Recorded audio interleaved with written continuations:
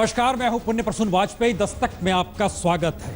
हालात युद्ध के नहीं हैं, लेकिन हालात अच्छे भी नहीं हैं। दो तस्वीरें देख लीजिए, समझ जाइएगा। एक तरफ 174 स्कूल लाइन ऑफ कंट्रोल और अंतर्राष्ट्रीय बॉर्डर पे जो है बंद कर दिए गए हैं। दूसरी तस्वीर 14 महीने की एक बच्ची है जिसका नाम परी जरूर है, लेकिन वह पाकिस्तानी गोलाबारी में घायल हो गई है। ये इन स्थितियों बताते हैं कि 55,000 बच्चे, 200 से 400 बच्चे इन स्कूलों में पढ़ते हैं। जो 174 स्कूल बंद किए गए हैं, उनके भविष्य अधर में अंधकार की स्थिति। तो क्या वाकई बॉर्डर पर स्थिति ऐसी है जहां हर क्षण जंग सरीखे लग रहे हैं? दस्तक में आज इसे ही टटोल कर देखा जाए, समझा जाए कि एक तरफ जिक्र इस देश के भीतर शहादत का होता है, जिक्र देशभक्ति का हो रहा है, लगातार कहा जा रहा है मुंह तोड़ जवाब देंगे, लेकिन युद्ध नहीं है।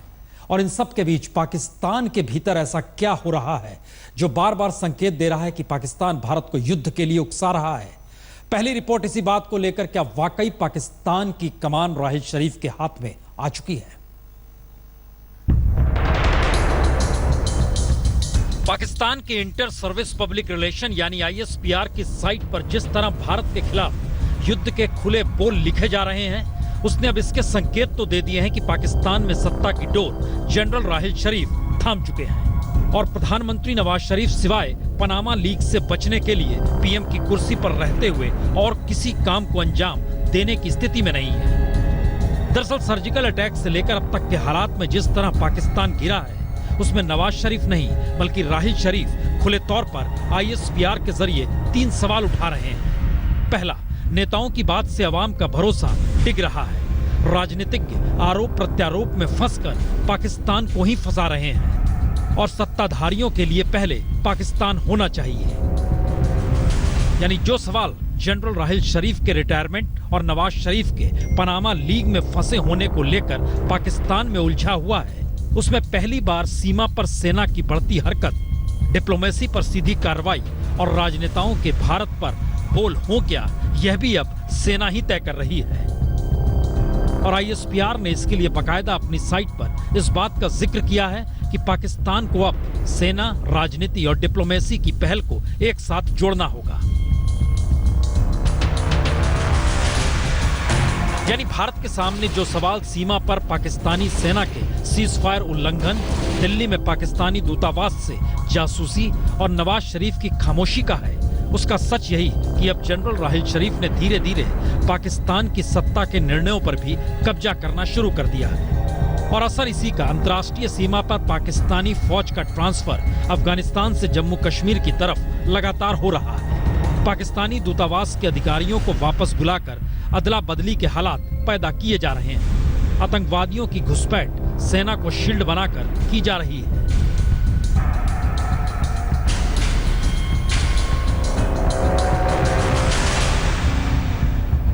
यानी नियमानुसार जनरल के रिटायरमेंट के 20 दिन पहले जिस नए जनरल के नाम का ऐलान कल होना चाहिए, अब वो नहीं होगा। यानी 22 नवंबर को राहिल शरीफ का रिटायरमेंट नहीं हो पाएगा। इस पर पाकिस्तान में किसी को शक इसलिए नहीं है क्योंकि आतंकवाद और कश्मीर ही वो दो मुद्दे हैं जिस पर पाकिस्तान की आवाम एक है और फिलहाल राहिल शरीफ ने दोनों मुद्दे हथिया लिए हैं। आतंकवाद के खिलाफ ऑपरेशन जर्ब-ए-अज़्म सेना चला रही है।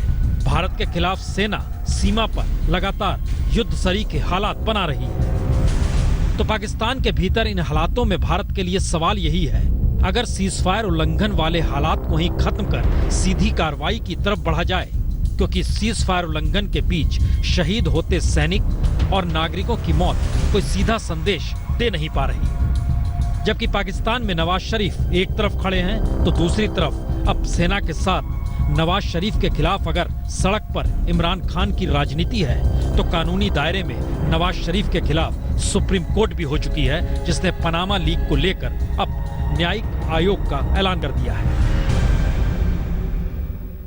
जाहिर है ये ऐसे सवाल है जहां फिर से नए सवाल उभरेंगे कि आखिर पाकिस्तान में बात हो तो किससे हो, और अंतर्राष्ट्रीय मंच पर अगर पाकिस्तान का मुद्दा उठेगा तो किस तर्ज पर किसे उठाया जाए और किसे सामने रखा जाए। सेना को आप सामने रख नहीं सकते।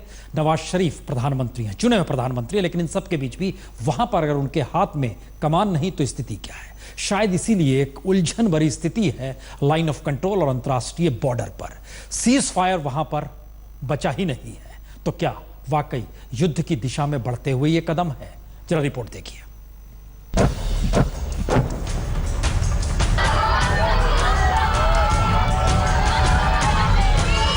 सर्जिकल अटैक के बाद पाकिस्तान ने 65 बार सीज फायर उल्लंघन किया, जिसमें 12 नागरिक मारे गए तो 8 सैनिक शहीद हो गए। और 19 अक्टूबर के बाद यानी बीते 11 दिनों में जब भारत ने पाकिस्तान को जवाब देना शुरू किया तो पाकिस्तान के 15 सैनिक मारे गए और भारत की तरफ से इस दौर में 5000 मोर्टार दागे गए तो एमएमजी, एलएमजी और राइफल से 35,000 गोलियां दागी गई।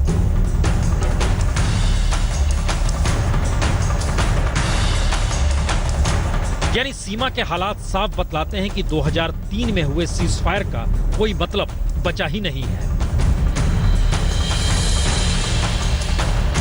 और हालात इतने बिगड़े हैं कि बीते 24 घंटों में 8 भारतीय नागरिकों की जान जा चुकी है तो 22 नागरिक घायल हैं। भारतीय सेना ने जवाब दिया तो 2 पाकिस्तानी जवान मारे गए। 400 गांवों के नागरिकों के पलायन में तेजी आ गई है। अचानक फायरिंग हुई और ज़बरदस्त फायरिंग हुई है। लोग अपने अपने मतलब है बिजी थे कामों में, उनको पता नहीं था कि फायरिंग होगी या ऐसा, और जहाँ पे थे वहाँ पे ही वो रुक गए और 2 कैजुअल्टीज यहाँ पे हो चुकी हैं। और ये आज से कम कितनी बार फायरिंग हो चुकी है। किसी सिविल एडमिनिस्ट्रेशन वालों ने ये पूछा भी है कि भाई आप लोगों को तकलीफ है कि आप किसी का जानवर नुकसान हो रहे हैं, आपके घास जल रहा है, तो ये हम कुछ नहीं कह सकते, लेकिन ये बड़ी अफसोस की बात है। पाकिस्तान से बहुत ज्यादा गोले आ रहे हैं, बहुत जबरदस्त गोले आ रहे हैं। हमारी कोई परेशानी इतनी है कि पूछो मत। तो एलओसी से लेकर अंतर्राष्ट्रीय सीमा पर पाकिस्तानी सेना ने सांभा, जम्मू, पुंछ और राजौरी के इलाकों में सीज फायर का उल्लंघन कर रिहायशी इलाकों में गोलाबारी की, जिसमें 2 बच्चे, 2 महिलाओं समेत 8 नागरिक मारे गए। तो बीएसएफ ने जवाबी कार्रवाई में राजौरी के नौशेरा सेक्टर में पाकिस्तान के 2 सैनिकों को मार गिराया। यानी सीमा के हालात बताते हैं कि पाकिस्तान लगातार भारत को युद्ध के लिए उकसा रहा है, क्योंकि यही हालात मौजूदा वक्त में जनरल राहिल शरीफ के लिए सबसे अनुकूल हैं, जो पाकिस्तान में सेना के हाथ में पाकिस्तान की बागडोर थमा सकते हैं। तो क्या पाकिस्तान अगर अपनी जरूरतों के आसरे सीमा पर एक तरफ गोलाबारी कर रहा है और भारत को दूसरी तरफ उकसा रहा है, तो क्या इस माहौल में युद्ध का ऐलान नहीं होगा? सिर्फ ये हालात और बढ़ते चले जाएंगे या नागरिकों की मौत और जवानों के शहीद होने की खबर आती रहेगी? क्योंकि दुनिया की मौजूदा डिप्लोमेसी में अगर युद्ध का ऐलान भारत करना नहीं चाहता है और पाकिस्तान रणनीति के तहत गोलाबारी तेज कर भारत को युद्ध के लिए उकसा रहा है, तो समझना यह भी होगा 1965, 1971 और करगिल युद्ध के वक्त में पाकिस्तान ने शुरुआत इसी रणनीति के तहत की थी। लेकिन तीनों दौर में दुनिया की कूटनीति को भारत ने खारिज कर पाकिस्तान के खिलाफ युद्ध का ऐलान किया। सवाल यही, इस बार देरी हो रही है या मौजूदा हालात वाकई युद्ध नहीं कूटनीति के हैं और असर इसी का कि शहादत भी सियासत की पीठ ठोकने के काम आ रही है? अश्वनी कुमार, जम्मू, आज तक। जाहिर है ये ऐसे सवाल हैं जिसके लिए आपको 1965, 1971 और करगिल युद्ध के हालातों को भी समझना होगा। तो आइए जरा समझने की कोशिश करते हैं कि मौजूदा वक्त के हालात क्यों युद्ध की दिशा में बढ़ते हुए लग रहे हैं या देरी हो रही है।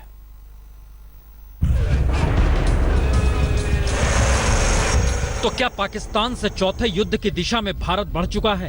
क्योंकि जिस तरह 1965, 71 और करगिल युद्ध के ऐलान से पहले हालात बने, उसी तर्ज पर मौजूदा हालात सीमा पर जा रहे हैं। अंतर सिर्फ इतना है कि अगर उरी हमले को आधार बनाया जाए तो अभी युद्ध के ऐलान में 2 महीने का वक्त बचा है, और अगर पठानकोट हमले को आधार बनाया जाए तो युद्ध के हालात सीमा पर बिना ऐलान के शुरू हो चुके हैं। ये बात इसलिए क्योंकि 1965 में भी पाकिस्तान से रिश्ते जनवरी में ही बिगड़ने शुरू हुए थे और अप्रैल में हालात कहीं ज्यादा बिगड़े। लेकिन युद्ध का ऐलान करने की स्थिति में भारत तभी आया जब 1 सितंबर 1965 को पाकिस्तान ने ऑपरेशन ग्रैंड स्लैम शुरू किया और टिटवाल, उरी और पुंछ में हमला कर घुसना शुरू किया। तो भारत ने 6 सितंबर को इंटरनेशनल बॉर्डर पार कर हाजी पीर पर कब्जा कर लिया और उसके बाद 17 दिन का युद्ध। कुछ इसी तरह 1971 में भी युद्ध के हालात बने। वहां भी शुरुआत पूर्वी पाकिस्तान में चुनाव के बाद बिगड़ते हालात के बीच जब संघर्ष की शुरुआत हुई तो पहले अप्रैल में हालात बिगड़े, फिर 2-3 नवंबर को याहिया खान ने इमरजेंसी लगा दी और भारत के ऊपर से पाकिस्तानी सेना के लड़ाकू विमान गुजरने लगे। ताजमहल को निशाने पर लेने की तैयारी तक पाकिस्तान ने उस वक्त कर ली थी। तो उसके तुरंत बाद भारत ने 3 दिसंबर को युद्ध का ऐलान कर दिया। और याद कीजिए, करगिल युद्ध के वक्त भी 1999 में मार्च में बर्फ पिघलने के बाद पाकिस्तान ने जब सेना की आड़ देकर मुजाहिदीनों को कारगिल के इलाके में भेजना शुरू किया और 3 मई को पुख्ता जानकारी मिलने के बाद भी भारत ने 23 दिन इंतजार किया और 26 मई को करगिल युद्ध का ऐलान कर दिया। दरअसल महत्वपूर्ण यह भी है कि मौजूदा वक्त में पाकिस्तान को आतंक की जननी मानने पर अमेरिका, रूस और चीन जब भारत के साथ खड़े हुए नजर नहीं आ रहे, तब क्या भारत को युद्ध करना चाहिए? तो इसके लिए अतीत के पन्नों को पलटना होगा। 1965 में ब्रिटेन ने युद्ध न करने के लिए भारत पाकिस्तान के बीच मध्यस्थता की और ब्रिटेन ने कहा युद्ध नहीं होना चाहिए। 1971 में अमेरिका युद्ध न करने की धमकी भारत को देता रहा और बाकायदा 7वां बेड़ा उसने भेज दिया। बावजूद इसके इंदिरा गांधी ने युद्ध का ऐलान किया और 1999 में अमेरिका समेत संयुक्त राष्ट्र में भी न्यूक्लियर युद्ध का खतरा दिखाया गया, बताया गया। लेकिन भारत ने हर बार रणनीति के तहत पाकिस्तान के खिलाफ युद्ध का ऐलान तमाम विरोधों के बावजूद किया और 1971 में तो बर्फ पड़ने के वक्त किया जिससे चीन कोई दखल न दे सके। तो नया सवाल यही है, क्या शहीदों पर मातम और नागरिकों की मौत पर दुख बिना युद्ध के ऐलान पर लंबा खींचेगा या युद्ध की उल्टी गिनती शुरू हो चुकी है? जाहिर है, युद्ध की बात होगी तो कहीं ना कहीं सेना, जवान, शहादत सब कुछ जहन में रेंगने लगता है। एक स्थिति आपको दिखाते हैं 1965 के युद्ध में। 1965 में भारत के 2682 सैनिक शहीद हुए थे। पाकिस्तान के उस वक्त 5800 सैनिक मारे गए थे। 1971 के युद्ध में अगर आइए तो उसमें 3900 सैनिक भारत के शहीद हुए। पाकिस्तान के 8000 से ज्यादा सैनिक मारे गए, लेकिन 93000 सैनिकों को उस वक्त भारत ने पकड़ा था और बाद में छोड़ा भी था। यह भी एक स्थिति है। बंधक बना लिए गए थे और उसके बाद रिहाई हुई थी। और उसके बाद करगिल के युद्ध के दौर में आइए, करगिल 1999 में हुआ और उस वक्त जितनी बड़ी तादाद में भारत के सैनिक मारे गए उससे तकरीबन 1.5 गुना ज्यादा पाकिस्तान के सैनिक मारे गए। ये एक स्थिति है। जाहिर है शहादत होगी, सैनिक युद्ध करेगा, लेकिन एक सवाल मौजूदा वक्त में यह कि 2016 में 89 सैनिक शहीद हो चुके हैं। नागरिक लगातार जो सीमा पर रह रहे हैं वो हर दिन जंग से जूझ रहे हैं। और इन सवालों के बीच जब ये सवाल आता है कि अभी तो युद्ध का ऐलान नहीं हुआ है, तो जब इतने सैनिकों की शहादत हो रही है तो क्या युद्ध का ऐलान हो जाना चाहिए? सीधा सवाल उठाता है, आखिर कब तक पाकिस्तान ऐसे ही हमारे जवानों की जान लेता रहेगा? और सच यही, वीर जवानों की अंतिम यात्राओं के ऐसे कलेजा चीर देने वाले मंजरों के बीच कुछ नए मंजर हर दिन जुड़ते जा रहे हैं। लेकिन ये बताने वाला कोई नहीं कि बिना युद्ध के जवानों की शहादत का सिलसिला जो चल निकला है ये थमेगा कब? और उस पर परिवार का सीना तब और छलनी हो जाता है जब सीमा पर मारे गए जवानों की शहादत पर भी उंगली उठा दी जाती है, जैसा झुंझुनू के रणबांकुरे छेलूराम के साथ हो रहा है। हमारा घर का गार्जियन था, लेकिन फकर है मेरा भाई देश की सीमा पर हुआ है, एलसी पर खत्म हुआ है। और इसे शहीद का ही वो दर्जा होना चाहिए, शहीद सलामत का ही होना चाहिए। जो सांगली के नितिन जैसे जवानों का जिस राजकीय सम्मान के साथ अंतिम संस्कार हुआ, उसने परिवार का सीना चौड़ा भी किया। लेकिन असल लड़ाई तो परिवार के कमाने वाले सदस्यों के चले जाने के बाद लड़ी जाती है। और ऐसे में सरकारी मदद की अहमियत से कौन इनकार करे? नितिन के परिवार को रंज है जब पंजाब में शहीदों के परिवार को 50 लाख रुपए की मदद दी जा रही है तो महाराष्ट्र में सिर्फ 15 लाख की। और रक्सौल के शहीद जितेंद्र कुमार की बेटी तो सिर्फ प्रधानमंत्री मोदी से ही उम्मीद आस लगाए बैठी है। पंजाब सरकार ने शहीद होने पर 50 लाख रुपए मदद जाहिर की है। इस पर हमें सरकार को कहना है कि हमारे भी नितिन को ऐसी ही मदद होनी चाहिए। नरेंद्र मोदी से हम ये कहेंगे, सर हमारा स्थिति को देखते हुए आप जितना मेरा मदद कर सकते हैं, जितना कर सकते हैं सर आप मेरी मदद करेंगे। मुझे विश्वास है, मुझे आशा है। तो युद्ध नहीं होते तो भी जिस तरह सीमा पर जवानों की शहादत हो रही है, उसने सेना के जवानों के परिवारों को हिलाकर तो रख ही दिया है। हालांकि बॉर्डर पर जाते हुए जवान का एक ही संदेश होता है, उसकी मौत की खबर घर आए तो घबराना मत। ये बताते थे कि अगर अगर हमको कुछ हो जाए, तो अगर गोली लग जाए तो रोना नहीं, और तो मेरा सपना पूरा कर देना। अगर कभी भी मौत आए तो पीछे नहीं हटना। हमारे क्या है, हमारे साथ तो हुआ, तो गुस्सा तो है ही हमारे।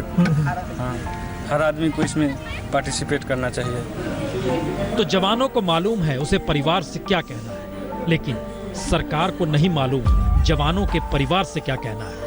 क्योंकि भारत पाकिस्तान सीमा पर जिस तरह तनाव के हालात हैं, उसमें जवानों की मौत रोज की घटना बन गई है।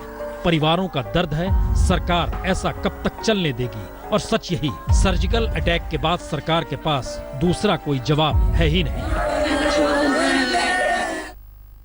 जाहिर है ये ऐसे सवाल हैं जिसके जवाब कैसे किस रूप में आएंगे। मसला सिर्फ लाइन ऑफ कंट्रोल अंतर्राष्ट्रीय बॉर्डर भर का नहीं है। देश के भीतर आइए, वहां भी शहादत, देशभक्ति, कुछ ऐसे ही सवाल।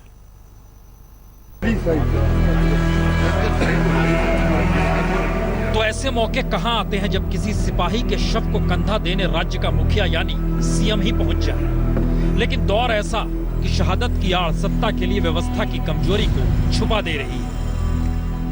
और शहीदों की शहादत के बारे में दो शब्द नहीं बोले गए। लानत है ऐसी राजनीति पर, और लानत है ऐसे नेताओं पर भी। जाहिर है शहादत पर सियासत देश भी बर्दाश्त नहीं करेगा। लेकिन सवाल यही है कि जेल पुलिस असफल साबित हुई तो जिम्मेदारी लेगा कौन? अदालत में मामला चल रहा है, और फिर जब राष्ट्रीय मानवाधिकार आयोग भी शिवराज सरकार को नोटिस दे रहा है, तो क्या शहादत या आतंक से लड़ती सरकारों के लिए कानून का राज दरकिनार किया जा सकता है और सरकार ही हर जांच से पल्ला झाड़ लेगी? तो राजनीति की बिसात पर भोपाल इनकाउंटर की घटना नया मोड़ा है। इसीलिए अचानक शहीद की अर्थी पर कंधा देने सीएम पहुंच गए। तो दिग्विजय सिंह का आरोप कि आखिर भागने वाले कैदी मुस्लिम ही क्यों होते हैं, लेकिन सच ये नहीं है। सच तो यह है कि इसी बरस 60 अगस्त को आजमगढ़ की जेल से 3 कैदी भागे, जितेंद्र, चंद्रशेखर और राजीव। इसी बरस जुलाई में अहमदाबाद में प्रवीण धवल नाम के कैदी फरार हो गया। बीते बरस जून में नागपुर जेल से 5 कैदी फरार हुए। उसमें मोहम्मद शोएब सलीम खान, बिशन सिंह फूके, सत्येंद्र गुप्ता, आकाश ठाकुर, प्रेम नेपाली और देवेश्वर भी था। जाहिर है यह बहुत तेरी लंबी सूची है जिसे बताया जाए, लेकिन सवाल ये, किसी को हिंदू शब्द अच्छा लगता है, किसी को मुस्लिम शब्द, किसी को देशभक्ति शब्द बेहतरीन लगता है, किसी को कहीं ना कहीं शहादत शब्द से प्रेम हो जाता है। लेकिन इन सब के बीच देश कहां खड़ा और फैसला लेगा कौन? फैसला जिसे भी लेना है, देश में सरकार है, फैसला लिया जाएगा। लेकिन एक तस्वीर हमें दिखानी चाहते हैं आज आपको, प्रधानमंत्री मोदी की तस्वीर। यह तस्वीर प्रधानमंत्री मोदी की शेर की तस्वीर खींचते हुए है। बहुतेरे सवाल इस तस्वीर को लेते वक्त आपके जहन में उठ रहे होंगे। जब हम जिक्र लाइन ऑफ कंट्रोल से लेकर दिल्ली तक की सियासत का कर रहे हैं, तो ऐसे में इस तस्वीर का एक अपना महत्व है या इसके मायने हैं। समझिए, जो भी जैसे भी समझिए। आज जन्मदिन ऐश्वर्या राय का है, जहां से प्रसिद्धि मिली, जिस गीत ने पहचान दी। जन्मदिन है तो परिवार के लिए।